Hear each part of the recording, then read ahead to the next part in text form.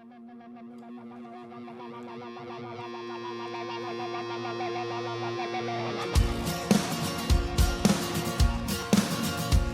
are pains we gotta follow, there are pains we cannot run when we're looking down the barrel of a gun.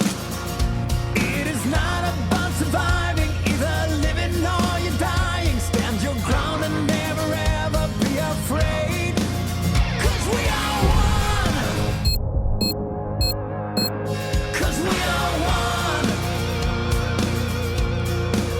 So break your chains, take your ground, make some noise and gather round, 'cause we are one. Yeah, we are one. We stand united. Whoa, whoa. United, together rise and fall, 'cause it's all for one, one for all.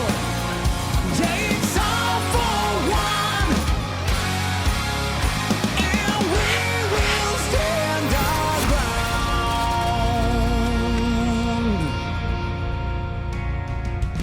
Good afternoon and welcome to another day of the DreamHack Showdown Winter, made possible by Monster Energy and the US Air Force. I am Doreen Vanderheyden, otherwise known as Shiver. I'll be your host for today, which will see us have one best of three today only, unfortunately, due to some unexpected issues with their second series. But that doesn't matter because this one series is all we need. Actually, no, we need something else. How about 2 extra people on the desk? That sounds great. Welcome in Fearless and Blair. And Blair, I gotta start us off straight away saying that we are outshone by Fearless. Where are your Christmas decorations? I'm the Grinch. Oh. Oh. A little bit unfortunate, Blau. That's a little what is dark, this? but okay. Come on. Yeah, that I mean, everyone's so cheerful, everyone's so happy. Someone's got to be kind of like the killjoy. It's December. What is this? We need a little bit of Cold, lights. It's dark, it's depressing. No, you guys make up that's for exactly why we need them.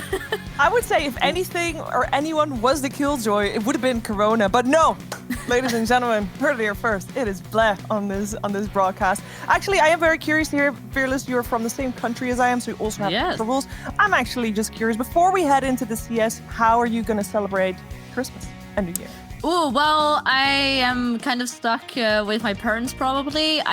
We are allowed to have like 2 or 3 people come over, so probably my uncle and my aunt will come over, but that's pretty much the only extent we can go into. Just making ourselves a nice dinner. Not sure what yet, but that will be a little bit of a surprise. All right. How about you, Blair?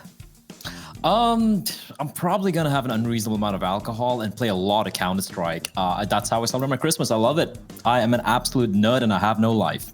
No, that sounds like a perfect way to celebrate Christmas. What are you talking about? That is a life. Indeed. It's Indeed. different Perfect. than other people, perhaps, but it doesn't mean that it's Plebs. a bad one. So, I'm just planning on staying home. Actually, no, we're probably going to go to my parents one day, but making sure that nobody else is going at the same day. I come from a big family because, just like Fearless, we can't really have too many people at the same time in the same place. It's going to be a different one for a lot of people out there. And, the Christmas spirit is definitely, though, needed a little bit. So I'm very appreciative of the little Christmas tree in the background of Fearless. It brings some spirit. We hear some Christmas songs in the waiting screen as well. Love it, love it. Now, I don't know if I'm going to love the next part, because normally we have a guest of the day, but we don't this time around, which means our producer got to choose a surprise topic that we weren't allowed to hear yet. So this will be the first time that we hear the topic. And the surprise topic is comparing Dota 2 Oh to my CS:GO. lord, why has she done this? Oh god. Oh no, what have we landed ourselves into? I don't want to. Dagny, our producer, just wants us to get death threats in our Twitter DMs. You know Thanks, what? Dagny. We can lay out the similarities first. You know, both Valve games, therefore both a developer that is not the most involved. I think we can all complain about Okay, Valve. all right. I have to stop you there, Shiver. Listen, you Dota people. Valve ignores us. Okay, hold up, all right? Valve loves you guys. Game have never showed it to a major. Yes, I mean, Valve forgets they have CS. It's like a forgotten child. The dad walked out to buy a pack of cigarettes, never came back 20 years ago. So, you Dota people need to just appreciate what you have. I would say yes, in a way. There we go. But I also can turn the argument on its head to you, because you guys have all the freedom to do whatever you want and we don't. So we're kind of tied by a system that is in place. So, there's something to be said for both of the ways that Valve is handling the games. But there's definitely a difference there. If we're comparing the games, that is a different treatment coming off from Big Daddy Valve.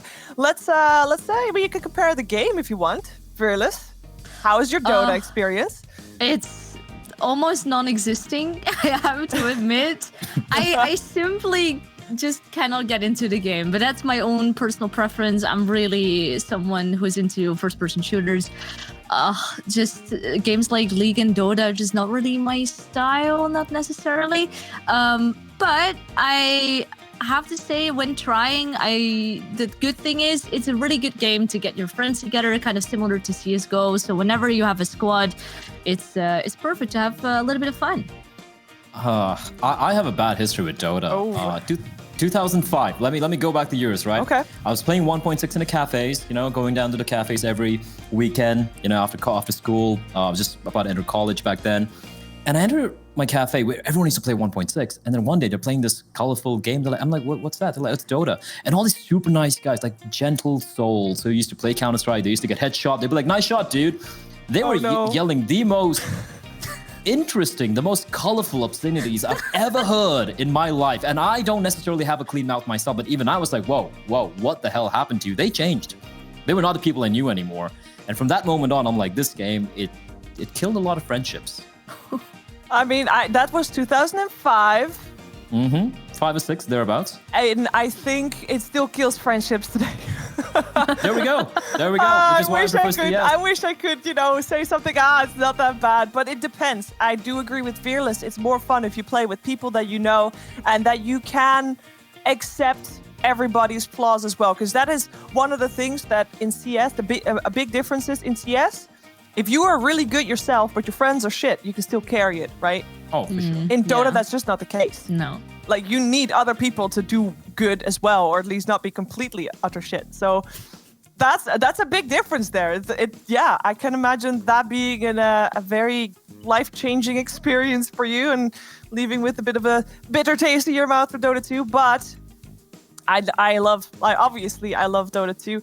I like watching CS. I can't play CS. CS playing, it's just not for me. And I have an excuse for that as well. I am left-handed, but I grew up in a right-handed family, aka right-handed mice.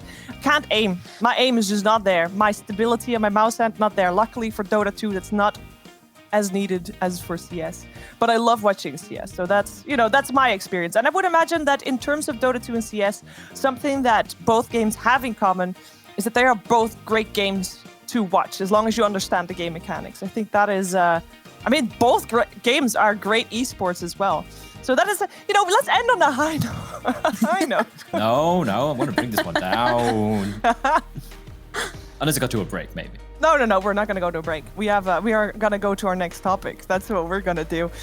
Leave this one in the closet on the shelf somewhere. God damn it, Dagny. But our next topic is going to be a CSGO topic. It's our topic of the day, a normal topic in this one. And I don't know if you guys saw it or people at home have seen it, but today Astralis announced that they are going to have a new team. It is their new talent team. So it's a team with 5 players that are, as far as I'm aware, every single one of them unknowns. 4 of them are below 20, 2 16-year-olds. One is only starting playing in summer 2021. So basically after the school year ends, that's when he starts playing. And it got me thinking, first of all, I want to talk about academy teams because, in a way that is basically what it is, whether they're good or not. I have some stories from the Dota scene where it could also backfire, but I'm curious to hear you guys' opinion on that. And I'm also curious, is like, how do you get in a team like that? If you want to start playing competitively, where do you go? Like, what do you need to do, Fearless? Ooh, well, it depends. Usually a lot of these people from academy teams get picked up individually.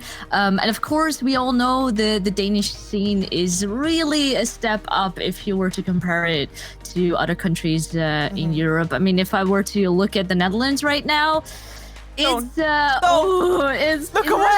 really hard. They try with academy teams, but it's really not working out. So the thing that I think might work well for Astralis is the amount of resources they have, because they have a lot of experiences, they have a lot of people around them that can really help and lift this team up.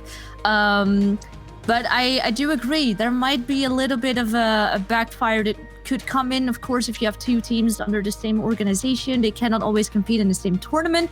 So things might get a little bit tricky. Yeah, what do you say, Blair? Like it, hate it, love it? Neither. I think it's a good idea. I think it's a great business plan, right? Like it was touched upon. It is, there can be conflict issues when it comes to playing the same tournament. Obviously, I really doubt a new academy team is going to be playing the same events as Astralis would be playing.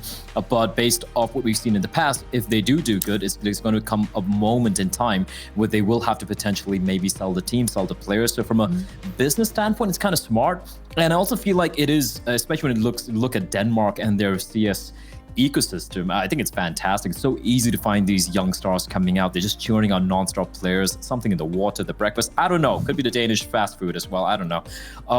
But yeah, I think it's a pretty interesting idea how it's going to pan out. And one thing's for sure, though, you could, as a new up-and-coming player, you could ask for a better system to work with. Astralis, I mean, that's a dream for any other player, any Counter-Strike player on the planet. So yeah, it's going to be an interesting experiment for sure. Yeah, and my question about how players would get started will have to wait for another day, because we talked too long about Dota versus Counter-Strike. And yeah, so we're running out of time. We need to have some Counter-Strike to watch.